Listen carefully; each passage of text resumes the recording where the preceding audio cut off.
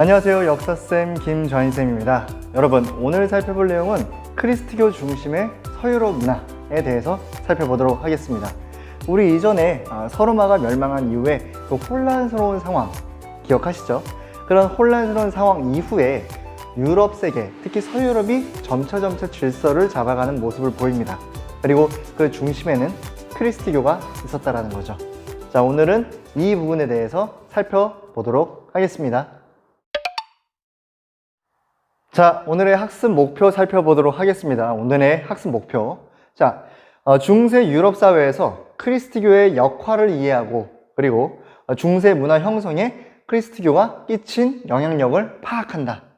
자, 중세 유럽에서 크리스트교의 그러한 역할이 있었나 봐요. 어떠한 역할이었는지, 그리고 그 크리스트교가 끼친 문화적 그 영향력, 이것을 한번 살펴보도록 하겠습니다. 자, 크리스트교 중심의 서유럽 문화, 이렇게 얘기를 했을 때 우선 첫 번째로 살펴볼 내용은 바로 교회의 분열이에요. 교회의 분열, 교회의 분열. 자, 근데 우리 이제 분열이라고 얘기하는 거는 원래 애초에 하나의 큰 게 있었을 거 아니에요. 그게 찢어져가지고 이제 분열이 된다라는 거지. 그랬을 때 교회의 분열, 어떤 분열을 의미하느냐? 바로 동서교회. 일단 동쪽에 교회가 있고요, 서쪽에 교회가 있습니다. 어떻게 있었는가? 자, 서유럽 요렇게 이제 교회가 있었고요. 그리고 동쪽에 어디 있어? 동유럽인가요? 동유럽이라고 얘기할 수도 있는데 동로마라고 우리 일단 얘기를 합시다. 동로마. 비잔티움 제국을 얘기를 하죠. 자, 그랬을 때 각각 지역마다 주요한 교회가 있었어요. 어떤 교회? 서유럽 같은 경우는 로마 카톨릭. 동유럽 같은 경우는 동유럽이 아니죠. 동로마 같은 경우는 어떤 게 있었습니까? 그치, 동로마의 수도 어디야? 콘스탄티노폴리스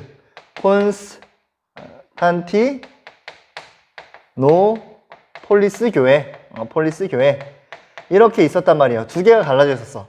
자, 그런데 이 상황 같은 경우는 여러분들이 이 당시 이 유럽 세계의 그 상황을 이해해야 돼. 무슨 말이냐?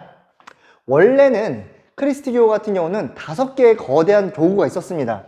자, 그 상황을 한번 살펴볼게요. 자, 요렇게 이제 있었고, 유럽 지도예요. 유럽 지도. 자, 유럽이 이렇게 있고, 자, 이렇게 해서, 이렇게. 자, 요러한 상황이었는데, 당시 5개의 큰 교구가 어디 있었냐면은, 로마, 그리고 콘스탄티노폴리스, 그리고 안티오크, 그리고 이제 예루살렘, 알렉산드리아. 5개가 있었어요. 자, 이렇게 5개의 큰 교구가 있었는데 7세기 정도가 되면서 이슬람 세력이 점차적으로 강력해져요. 그러면서 이쪽 지역을 공격해서 땅을 빼앗게 됩니다. 그러면서 이 세 개는 여러분들이 기억하지 마. 어디만? 로마랑 콘스탄티노폴리스만 남게 됐다라는 거죠. 7세기 이후에. 그러니까 유럽 전체를 이제 영도할, 유럽 전체 지역의 교구들을 지휘할 그러한 교회가 누구인가? 요걸 가지고 이제 남게 된다라는 거죠. 그래서 이게 배경이 된다. 교회 분열의 어떻게 보면은 배경. 자, 요러한 상황 속에서 자, 첫 번째, 자, 그리고 이제 두 번째, 어떠한 계기가 만들어지느냐? 두 번째 계기가 만들어집니다. 바로 이제 기억하세요. 중요합니다. 성상 파괴령.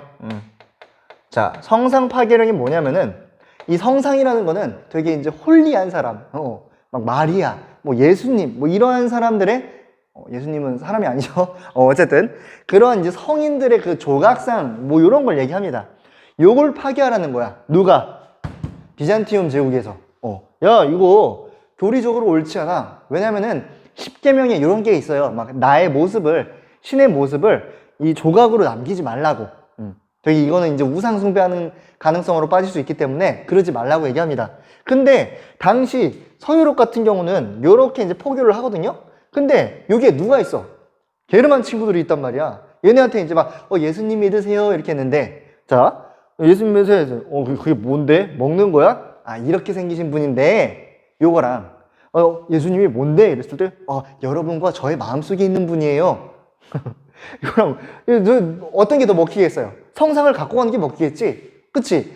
그러니까 서유럽 입장에서는 성상을 포기할 수가 없는 거야. 그러니까 이제 여기에서 이 동로마에서는 야, 뭐 한 거야 지금 교리 안 맞잖아. 야, 여기도 여기 사정이 있는 거야. 아웅다웅합니다. 그러면서 이 성상 파괴령을 지시를 이행하지 않기 때문에 726년이고요. 이러한 상황 속에서 동서교회 분열의 계기가 된다는 거죠. 요건 계기야, 계기. 자, 그러다가 이제 언제 교회가 이제 분열이 되게 되느냐? 자, 분열 살펴볼게요. 분열. 요 같은 경우 이제 11세기 정도가 됩니다. 1053년. 요렇게 여러분들이 기억을 하시고요. 그냥 세 개만 기억하세요. 막 뭐 726년, 아니 뭐 이렇게 기억하시지 말고 그냥 8세기, 11세기, 요렇게 정도만 기억을 하세요. 자, 이때는 뭐냐면은 서로 이제 파면을 시켜버립니다. 야, 너 파이어, 파이어. 서로 그냥 막 인정 안 해요. 그러면서 이제 서유럽 같은 경우는 로마 카톨릭 중심으로, 그리고 동로마 같은 경우는 나중에 이게 이제 뭐가 됩니까? 그리스 정교가 되는 거죠. 그리스 정교. 요렇게 이제 여러분들이 기억하셔라. 교회의 분열입니다. 자, 근데 교회의 분열이라고 제가 말씀을 드리긴 했지만 누구한테? 이 서로마 카톨릭, 이 로마 카톨릭 같은 경우는 분열이라고 얘기할 수도 있겠지만 어떻게 보면은 독립이라고 얘기를 할 수도 있어요. 응? 무슨 말이에요? 아니, 원래 막 얘네한테 막 간섭받고 있었단 말이야. 왜? 서로마 제국 멸망했잖아. 그럼 남은 로마 제국이 뭐야? 동로마 제국이란 말이야. 그리고 원래 얘네가 더 이래. 원래 서로마 동로마 이렇게 찢어졌을 때에도 임시 수도가 이제 로마가 된 거고, 콘스탄티노폴리스가 바로 이제 로마 제국의 수도인 거였지. 그런데 이제 서로마 멸망하니까 그냥 막 간섭받고 있었단 말이야. 근데 이제는 완전히 분열을 통해서 오케이, 동로만 니네가 알아서 가, 서로만 알아서 갈 거니까 이렇게 된다는 거죠. 자, 그러면서 이러한 상황 속에서 이 카톨릭, 로마 카톨릭이 어떻게 되느냐? 자, 두 번째, 성장을 하게 됩니다. 로마 카톨릭의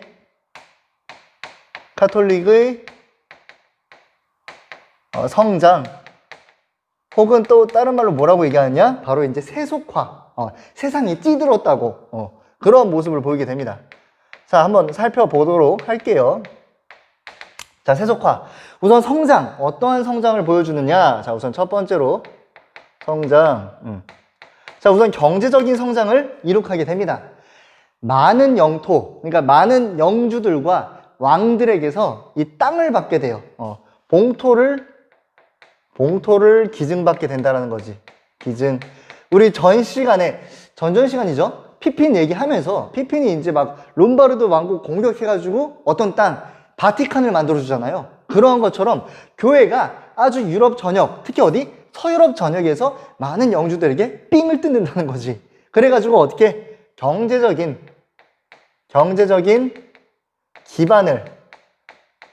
기반을 올리게 된다는 거죠. 플러스 또 뭐가 있느냐? 자, 정치적으로 세속화가 이루어지는데, 세속화.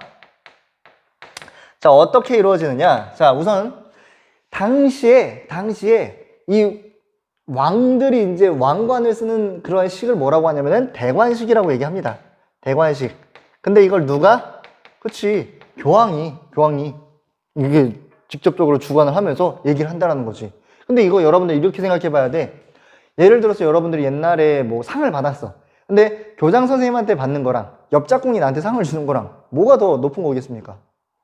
그치? 교장 선생님이 훨씬 높은 거잖아. 그랬을 때 교장 선생님은 그 정도의 리치가 되기 때문에 사람들한테 상을 주는 거야. 교황 정도 되니까 서유럽의 모든 왕들에게 왕관을 수여할 수 있는 거예요. 본인이 인정하겠다는 거야. 뭐 아무것도 아닌 사람 가지고 와가지고 이제 자, 내가 너 인정해 줄게 이러면 사람들이 인정하겠어요? 아니야. 교황이니까. 그러니까 교황은 이 대관식에 본인이 참여함으로써 이 서유럽의 전체의 대장이라는 것을 은근슬쩍 얘기한다는 거지. 그렇게. 자, 그리고 이제 또 뭐가 있습니까? 성서. 자, 성서가 뭐냐면 성경을 얘기를 해요. 성경을 얘기하는데, 뭐 예를 들어서 막 누가 이제 좀 막 불만의 얘기를 해. 그럼 이제 교회에서 뭐라고 얘기하냐? 야, 너 지금 성서를 거부하겠다는 거야? 성서가 뭔데? 신의 말씀이야. 네가 지금 거절하는 건 뭐야? 신의 말씀에 대해서 거부하는 거야. 너 파면, 너 파이어. 이렇게 되는 거죠. 그러면서 여기서 뭐가 되느냐? 정치적 영향력이 엄청나게 강해진다라는 거지. 정치력이. 자, 요렇게 로마 카톨릭이 거대하게 성장을 해버립니다. 여기서 귀엽던 그런 친구가 아니야. 이제 점차 커졌어. 자, 그러니까 이 로마 카톨릭의 성장 그리고 이 세속화 옳지 않다라고 얘기하면서 또 누가 나오느냐? 바로 이제 10세기에 이제 클리니 수도원이라고 해가지고 클리니 수도원 여기서 이제 로마 카톨릭 이렇게 썩어버리면 안 된다. 우리 다시 신앙적으로 돌아가야 된다. 이런 식으로 하면서 좀 자정작용을 펼치려고 노력을 합니다. 근데 뭐 이게 많이 이렇게 활발하게 되진 않아요. 어쨌든 이러한 모습들도 있었다. 교회에서 이렇게 세속적으로 빠지니까 여기서 옳지 않다라고 얘기하는 모습도 있다라는 걸 여러분들이 기억하시면 되겠습니다. 자, 다음으로 이제 살펴볼 내용은 어떤 내용이냐면은 바로 이 교황과 누가 싸움을 하게 되는 거예요? 황제. 황제. 자, 여러분 지금 입장에서 교황이라고 하시는 분은 뭔가 강력한 존재입니까? 물론 권위는 있으시지. 근데 막 뭔가 힘이 있는 건 아니잖아. 그렇죠? 그런데 황제면 나름 엠페로란 말이야. 얘 세. 그러니까 교황이랑 황제랑 이렇게 맞다이를 뜬다? 이거 좀 이상하잖아요. 자, 그러한 상황 속에서 어떻게 이제 교황과 황제가 싸우게 되는가, 이러한 내용에 대해서 살펴보도록 하겠습니다. 자, 우선 이 단원 같은 경우는 뭐가 중요하느냐? 각자 카테고리가 중요해요. 사건이 중요하다는 얘기지. 자, 그랬을 때 우선 첫 번째 사건으로 어떠한 사건이 있느냐? 카노사의 굴욕이라는 사건이 있다. 자, 카노사의 굴욕이 뭐냐? 11세기쯤 해서 일어나게 된 사건인데 정확하게 연도는 한 1077년 이렇게 이제 봅시다. 어떠한 내용이냐면은 두 사람이 나와요. 하나는 당연히 교황이겠죠. 그레고리우스 7세. 자, 그리고 황제가 나옵니다. 황제 누구냐? 하인리히 4세. 자, 이렇게 싸우게 됩니다. 자, 교황과 황제예요. 교황과 황제. 그랬을 때 이들이 싸웠는데 누가 이겼을까? 여기가 어려워요. 자, 이렇게 해요. 7살, 4살이랑 싸웠어. 누가 이기겠어? 7살이 이기겠지. 자, 근데 일단 사건의 배경 같은 경우를 살펴보면은 어떠한 내용이냐면은 이제 서임권이라고 있습니다. 서임권. 이 서임권이 뭐냐면은 이 당시에 이제 주교라든가 뭐 성직자들을 좀 이제 이 군주들이 임명을 하려고 했었거든요. 그러다 보니까 이 세속 군주들과 이 성직자들 간에 뭔가 막 이상한 그런 뒷분이 나는 그런 막 행동들을 하는 거야. 나 좀 이번에 찔러주세요. 이렇게. 그러니까 그레고리우스 7세가 이제 이거 너무 교회가 썩어가고 있어. 안 되겠어. 그러면서 어떻게 하느냐? 교회의 성직은 내가 혹은 교회에서 임명하겠다. 세속적인 것과 멀리 떨어져야 돼. 라고 얘기합니다. 그러니까 하인리 4세가 왜요? 황제 왜요? 교황님 이거 너무하신 거 아닙니까? 그래도 내 땅에서 살고 있는 그런 성직자들을 내가 이렇게 임명하겠다는데 왜? 그러니까 그리고스 7세가 너 내 말 안 들어? 너 해고 파이어 합니다. 그러니까 이제 하인리 4세가 군대를 이끌고 막 쳐들어가려고 해요.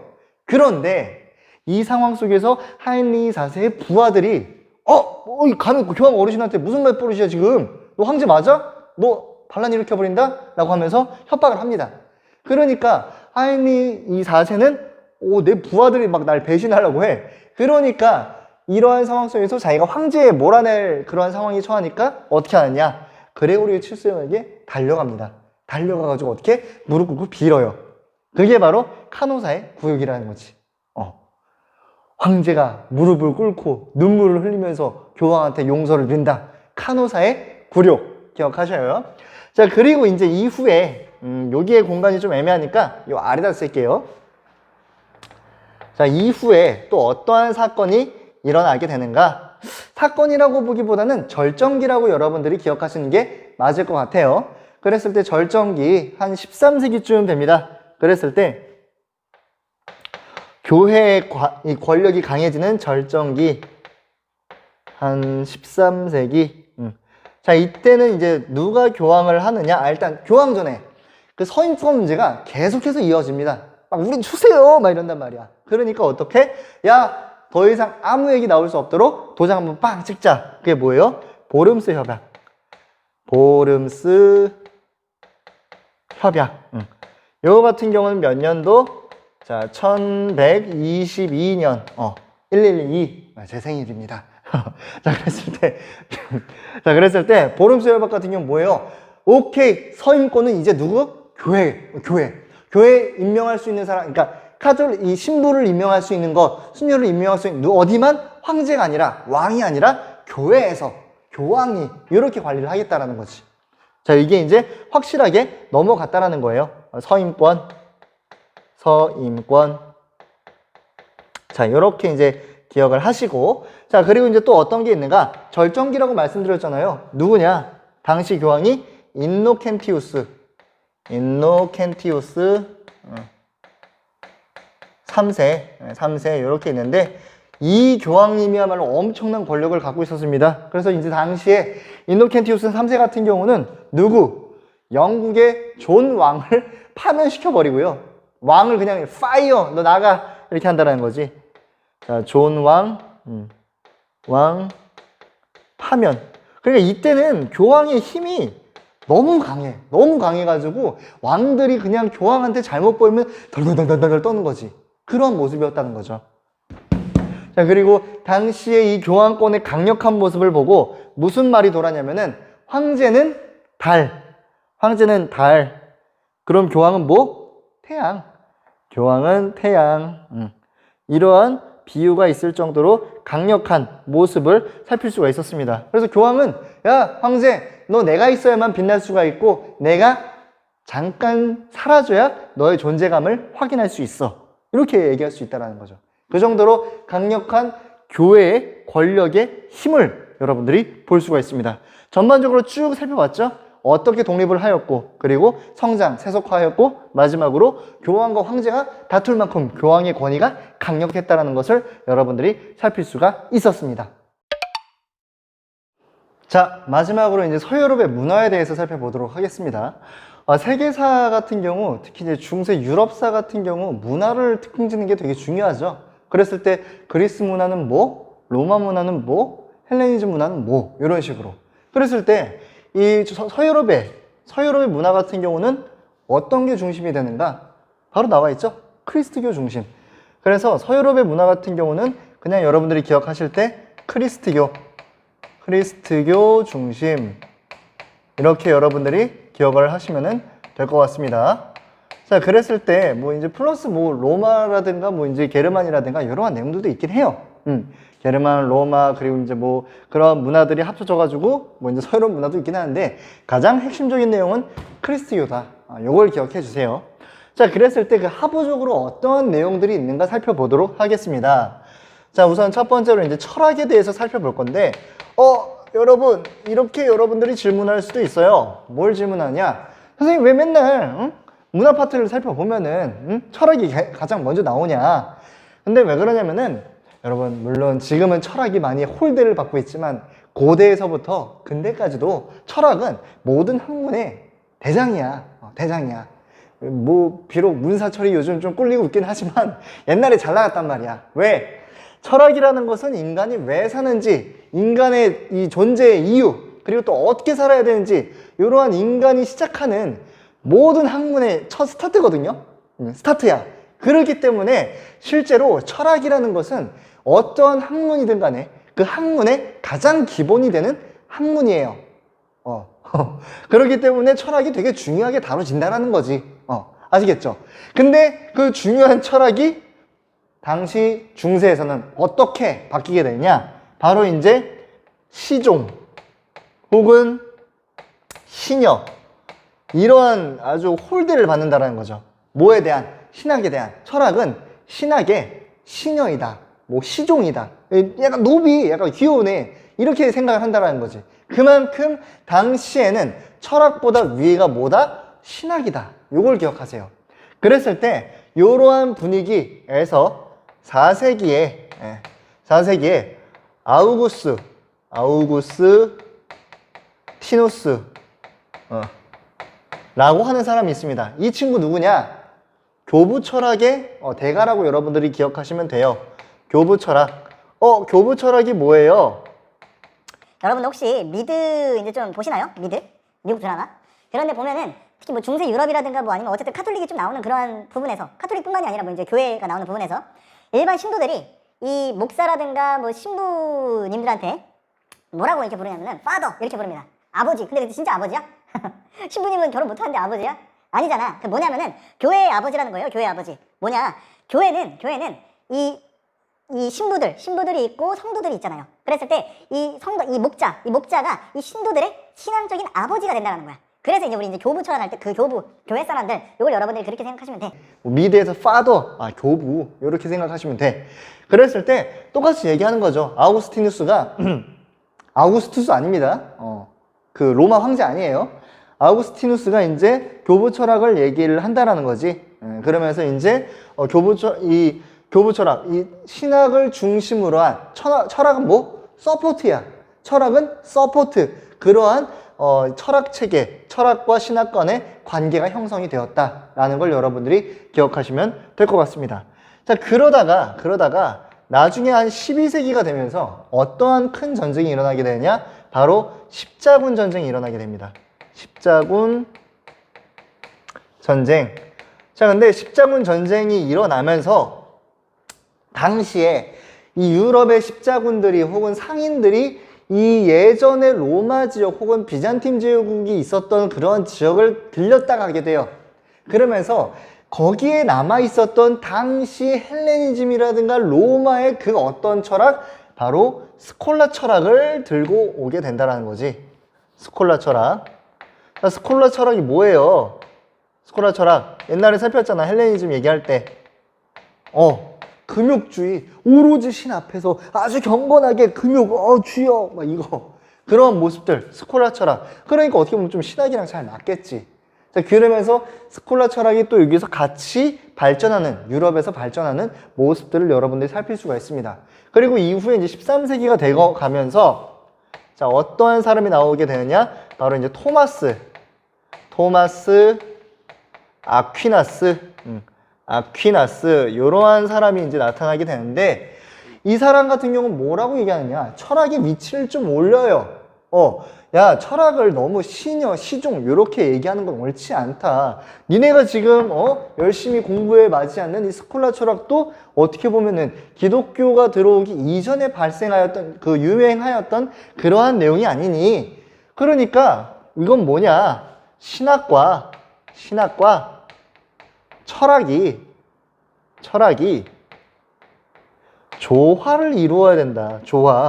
조화를 이루어야 조금 더 발전적이지 않겠니? 라고 얘기를 하는 거예요.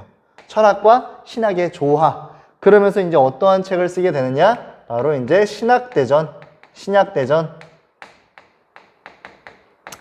대전을 책을 쓰게 된다라는 것까지 여러분들이 기억을 하시면 될 것 같습니다. 그런데 여기서 아니 나 그렇게 생각하지 않는데 13세기 이후에 누가 월리엄 오컴이라고 하는 사람이 나 그거 동의하지 않아?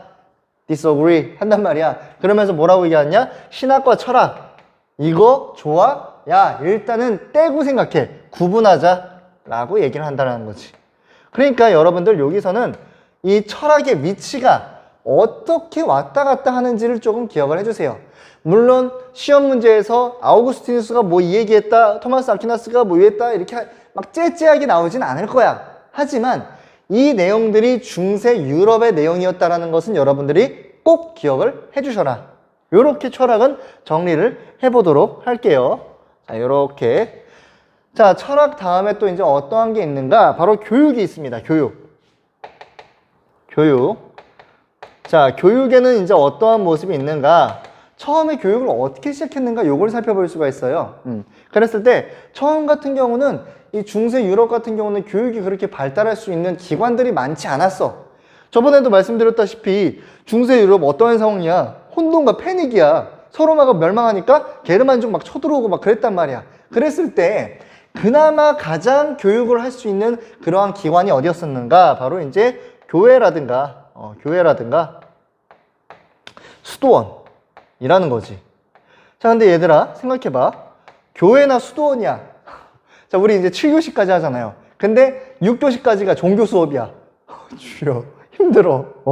그리고 이제 나머지 1시간이 뭐 체육 혹은 이제 또 뭐가 있습니까? 뭐 문학 뭐 이렇게 있는 거야. 그러니까 요게 이제 점차적으로 나중에 또 이제 중세 유럽에서 지나가면서 도시민들의 힘이 세지면서 뭐가 나타나게 되느냐? 자, 여기가 이제 중요합니다. 자, 12세기 이후에 바로 대학이 나타나게 된다. 대학. 그래서 이제 어떠한 대학들이 있어요? 파리, 볼로냐 이러한 대학들이 나타나게 된다는 것도 여러분들이 기억을 하셔라. 이 대학 같은 경우는 나중에 점차적으로 힘을 키워가지고 자치권도 획득합니다. 여기는 이제 교육을 하는 신성한 공간이기 때문에 자치권을 형성을 해요. 여기 이제 지금의 그러한 뭐라고 했나 대학교들의 그러한 나름대로의 그런 자치권을 갖고 있나요?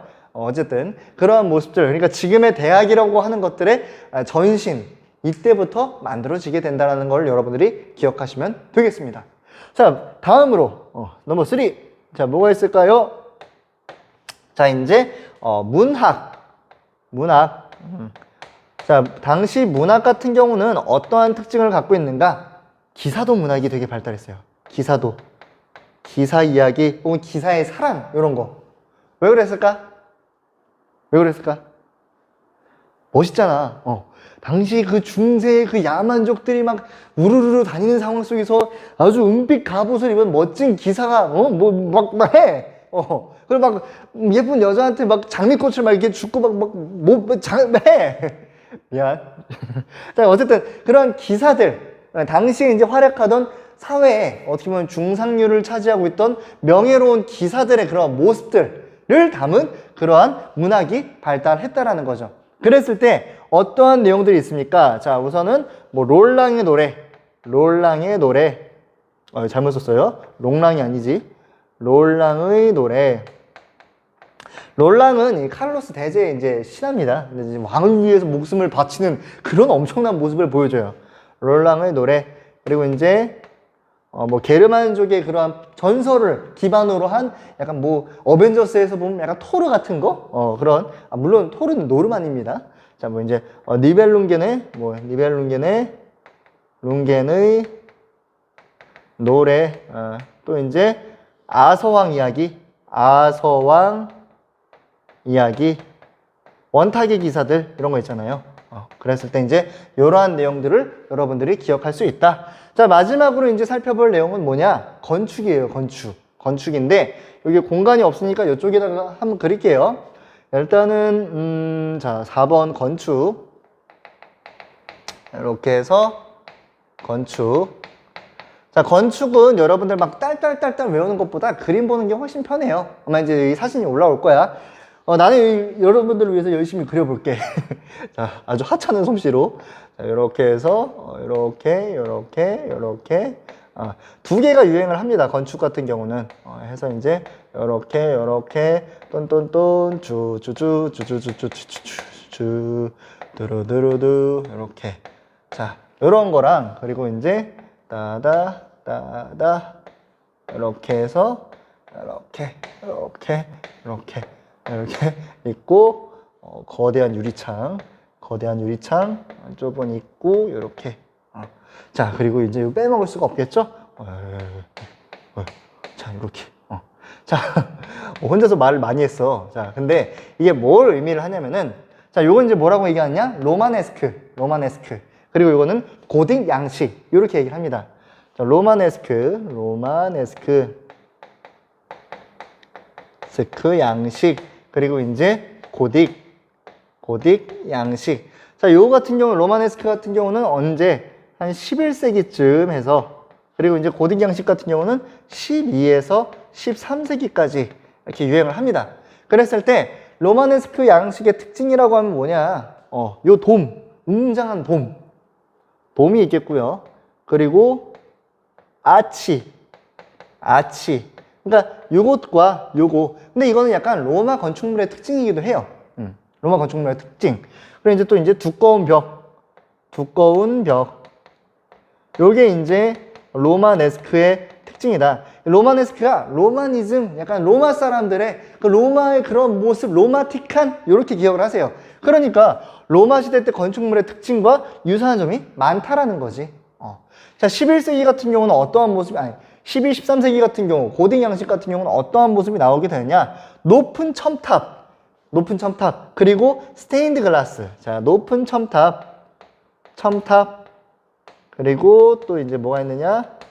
스테인드 인드 글라스.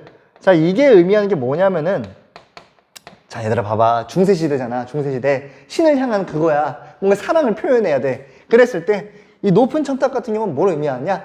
내가 이 천국에 닿고 싶은 그 소망, 나의 손을 잡아주세요. 신이시여, 이거. 이러한 신을 향한 인간의 그러한 무언가 욕망? 욕망이라고 하긴 좀 그렇죠. 뭔가 그 신앙심, 이걸 표현하기도 하고요. 또 이 거대한 건물을 통해서 교회의 엄청난 권위를 상징하기도 하죠. 더불어서 안쪽에서 보면 이 스테인드 글라스 여러분들 아시죠? 그 막 성당 들어가게 되면은 약간 이제 유리 이렇게 형형색색으로 이렇게 나온 거. 그랬을 때 안에 들어가면 막 경건해져. 예배적인 측면도 있고 더불어서 이거 천국인가요? 이런 모습들. 교회 이 예배적인 효과를 노리기 위한 그러한 모습도 있었다라는 거. 그래서 이제 11세기 로마네스크, 12, 13세기 고딕 양식까지 여러분들이 살필 수가 있겠습니다. 자, 이렇게 문화 파트에 대해서 살펴봤어요. 핵심적인 것은 뭐다? 크리스트교 중심이었다는 것을 여러분들이 꼭 기억하시길 바라겠습니다. 자, 이상으로 이제 중세, 특히 이제 서유럽의 문화에 대해서 살펴봤습니다. 교회의 그 권력 이동 과정을 여러분들이 살필 수가 있었고요. 그리고 그 교회의 권력을 중심으로 한 서유럽의 문화 파트까지 살펴볼 수가 있었습니다. 다음 시간 같은 경우는 이 교회의 권위가, 특히 서유럽 교회의 권위가 어떻게 변화해 가는지, 그리고 당시 이제 지금까지 여러분들이 살펴봤던 중세 유럽의 모습이 어떻게 변화하는지를 살펴보도록 하겠습니다. 자, 이상으로 수업을 마치고요. 다음 시간에 뵙도록 하겠습니다. 안녕.